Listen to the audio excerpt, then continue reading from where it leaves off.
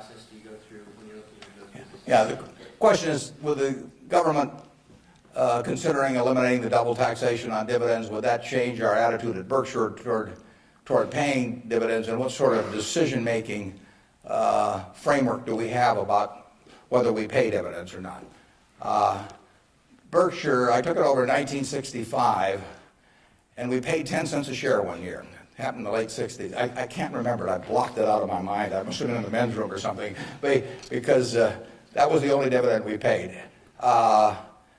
The determination is very simple on dividends, is can we retain $1 or $1 billion, or whatever the amount is, of earnings, and have that dollar become worth more than $1 in immediate present value. Now, even though it may not get used for a few years or something of the sort. In other words, is that dollar worth more than $1 if kept in the business? Forgetting about taxes entirely. Let's assume a total tax-free society in terms of dividends. And the answer to that so far has been yes. We have kept the dollars that we've earned, and we have created more than $1 of market value for every dollar we've retained. And as long as we can do that, it's silly to pay out $1, even if it's not taxed, and put it in my pocket, where it's still only worth $1 if I can create more than $1 worth of value in the stock. So we have done that now for a lot of years. It doesn't mean we can do it forever, but we've done it for a lot of years, and that is the test. And you will find in the back of the Berkshire Hathaway annual report, which we'll be glad to send to any of you, it's on the internet also, but you'll find in the back of the Berkshire report something that isn't in any other report that I know of. It's something called the Economic Principles of Berkshire Hathaway. That's been in the report every year now for at least 20 years. And those principles don't change. That's why they're principles, and it's why I'm willing to lay them out. I mean, if I act in conflict with those principles, I expect the owners to call me on it. But I look at the investors in Berkshire as my partner. Now, I'm the managing partner. They can't, because I own so much stock, they can't do much about me. So they ought to know what the game is if they join us. And that doesn't mean everybody wants to join us, but they ought to know what the rules are. Just as if you and I were starting a partnership and I was going to run it, you'd want to know, how we were going to conduct business and what my thoughts were and what my time horizon was. Would we ever sell? Would I make distributions? All that kind of thing. So those principles cover this point you raised. I don't forget what's the third or the fourth one or something like that. But it's explained there, and I want people to I want our owners to understand it. I mean, I look at every owner when I write my annual letter to shareholders, which takes me an ungodly amount of time. I mean, it's miserable. But nevertheless, it's important because it is the one time a year I'm talking to my partners. And when I started out, I actually mentally put Dear Doris and Bertie, because those are my sisters. And they have all their money in Berkshire. They're smart, but they're not financial types. I mean, they're not spending their time on that.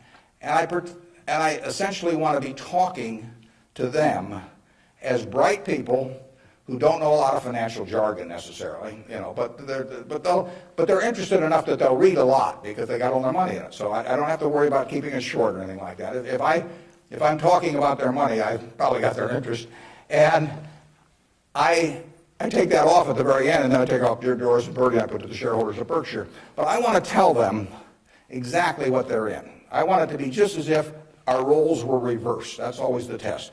If Doris and Bertie were running the place, and I was living in Carmel, California, like Bertie is, what would I want to hear from them, the managers? And one of the things I want to hear is just exactly the question that you asked. What is your attitude about distributing money from the company? Because I get to make that decision along with the board of directors, and they don't. And some managements withhold money that really belongs to their owners because they like building a kingdom. Some of them, do it out of fear or anything like that. I think I'm doing it for a rational reason, and I want to explain that reason, but I tell them how to test me on that too, because I think I should be tested. And it's a very important relationship that really has deteriorated over the years, in my view, between management and owners. I mean, you've seen in the last 10 years a slippage, in my view, of the behavior of American CEOs. I mean, obviously, all kinds of exceptions, but it's very interesting because they're not crooks or anything, most of them. There's a few, and they've gotten a lot of publicity lately.